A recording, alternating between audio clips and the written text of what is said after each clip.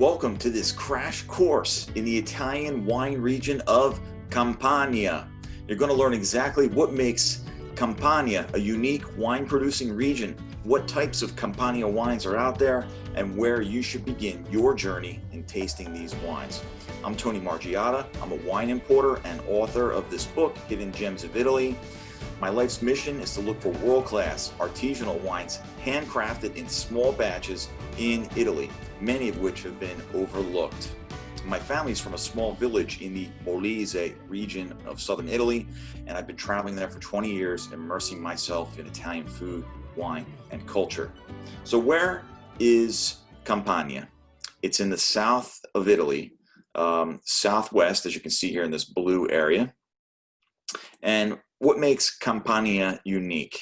Well, first of all, this picture is coming from the vantage point of what's called the Amalfi Coast. Millions and millions and millions of tourists go there every year to see its beautiful, beautiful coastline. Campania also holds the metropolitan ancient city of Naples. Beautiful, beautiful historical city. Lots of people, lots of traffic, lots of noise, but the best pizza and the best espresso in the world is in Naples. And then there's also the ancient city of Pompeii, which was destroyed by a volcanic eruption a couple thousand years ago. Campania is also well known for the Roman emperors. The Roman emperors used to go to places like Pompeii and other parts of Campania to sort of have their recreational activities, shall we say. It was kind of like where they used to hang out when they weren't in Rome. And since this is a wine class, Campania is home of some very, very interesting, authentic, traditional Italian wines. What's really interesting about Campania wines is that the region really resisted the international varietals that were coming out of France, like Cabernet, Merlot, Shiraz, all of those grapes that became very popular today, Pinot Noir, etc. None of those grapes will be found in this region. Whereas if you go to some other regions, like in northern Italy, you'll find international varietals like Cabernet Franc, Merlot, Cabernet Sauvignon, and in the south, you'll find sometimes in Sicily, you'll see a lot of Shiraz, because they planted a lot of it. It was trendy at one point. It's no longer trendy. And so I really respect the Campania region in terms of winemaking, because they really did resist all of the outside influences, all the outside trends of the day, and stuck to making what they've always been making for thousands of years.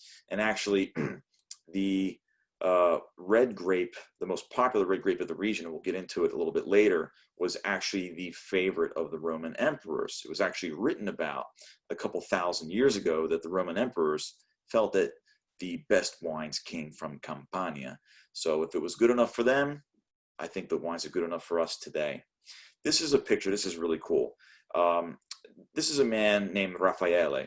He's not hugging a tree. It's actually the oldest grapevine of Aglianico in all of Italy. This vine is over 260 years old. That's why it's so big.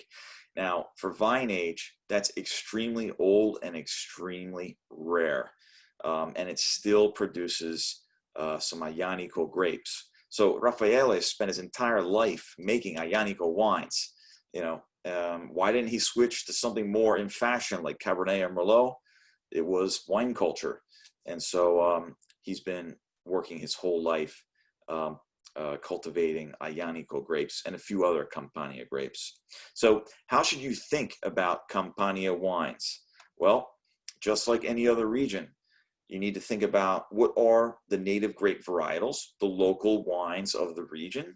And then also you should think about, a little bit later on, think about the subregions and appellations. So native Campania grapes, we'll start with the whites first. You have Fiano, Greco, Falanghina, and Palagrello Bianco.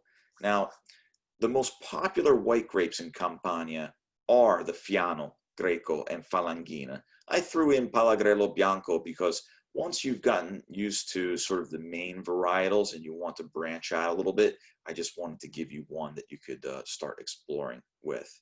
All of these white wines are very complex, full-bodied whites, fantastic with food. Because Campania is sort of covered in a lot of volcanic soils, that really translates well with these particular grape varietals. And I will get into a couple of those in a little bit. On the red side, you have Aglianico, Piedirosso, Casavecchia, and Palagrello Nero. Now, for the reds, Aglianico by far is the law of the land in Campania. Doesn't matter where you go, Aglianico is made there. If you haven't tried it, I suggest you go for it.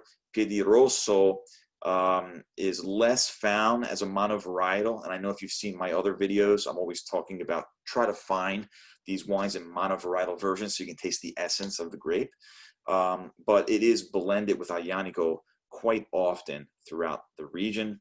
And then the last two are sort of more exploratory varietals that you should get into after you feel comfortable with Aglianico, the Casavecchia and Palagrello Nero.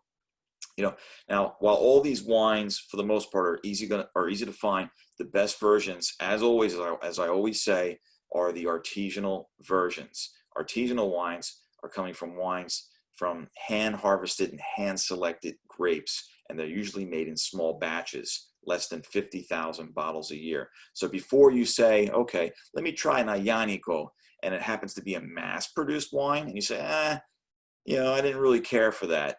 Don't scratch it off your list yet. If you haven't had an artisanal version of any of these grape varietals, do not scratch them off. They will change your mind. Okay, so now the next slide we're going to look at are the sub-region maps. On the right-hand side, you'll notice there's a few DOCGs in Campania. They only have a few. It's not like in Piemonte where they have many DOCGs, just a few. And then on the left-hand side, we have the DOCs. I would say, just like I've said in all the other videos, you don't need to memorize all of these appellations, not unless you want to spend the next year studying Campania wines, which is totally cool. And if you do that, send me an email and let me know how it went. But here's a few appellations that you can get yourself started with. One is Taurasi DOCG. Now, Taurasi is the king of red wine in the South. It's made with 100% Aglianico. It's usually not released until about 4 years after the harvest. This wine can age 4 decades in the bottle. If you're a wine collector, I would definitely look into buying some Taurasi wines. Beautiful, beautiful wines. They really don't start getting good at all until about 7 or 8 years old. And then if you can sort of hold out until the 10-year mark, they get even better. I've noticed personally around 9 or 10 years, they really start getting aromatic, fantastic wine. Then you've got a very fascinating white wine called Fiano di Avellino, DOCG.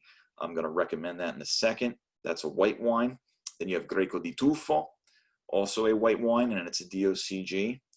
Taurasi, DOC. That is basically a baby Taurasi. So if you're looking to explore, more Aglianico wines from the Taurasi appellation, Taurasi is a great value. I'm also going to speak about that again in a second. And then Aglianico Irpinia, DOC, which is sort of a great place to start if you want to explore Aglianico.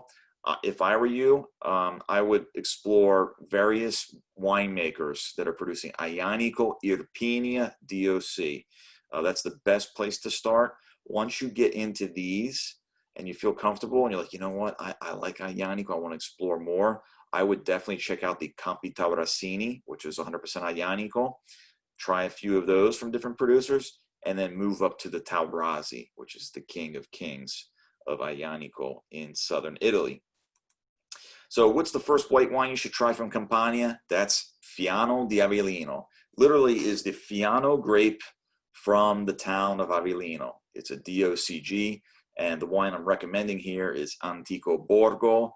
Remember Raffaele? He was hugging the the oldest vine in southern Italy. This is a wine that he made with this white varietal, and it's a fascinating varietal, Fiano. Its history goes back to the time of the Roman emperors. They knew about this grape. They loved this grape. And what's fascinating about it is that it's an age-worthy white wine, which is very, very rare to find. It's very unusual. So that's why Fiano is such an important varietal. If you were to taste one white wine from Campania, this would be the one in my view. And, you know, what's interesting is that the wine evolves. It's not like some age-worthy reds where you need to just put it in your cellar. I'm speaking to the collectors now. It's not a wine that you need to just throw into your wine cellar and wait 10 years until you can drink it. That's not the case at all. It's more of like you traveling along the life of this particular wine. So once it's released about a year or two after the harvest, you can begin drinking it. It's very fresh, lots of strong citrus. It's aromatic. You can smell the sea. But as it starts to age, once you get to like the third and fourth year, it becomes much more complex. So when it was young, it was like a simple wine, you know, that it's not tannic like a young red wine would be. There's no tannins at all. It's actually quite fresh and zesty. But as it ages, it gets more complex. So more flavors start to pop out, like melons and exotic fruits.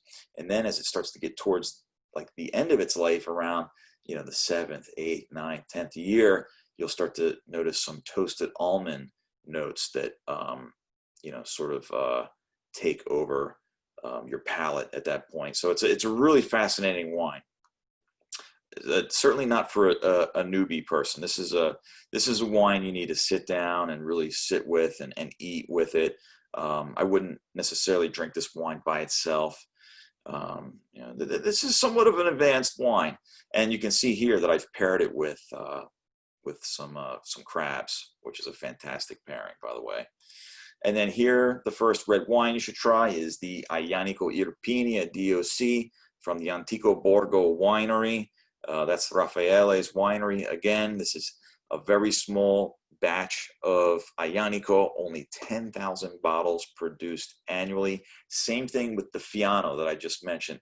The Fiano di Avellino is also produced at about 10,000 bottles a year. These are extremely small batch wines. I mean, almost micro batch when you think about it. Not easy to find.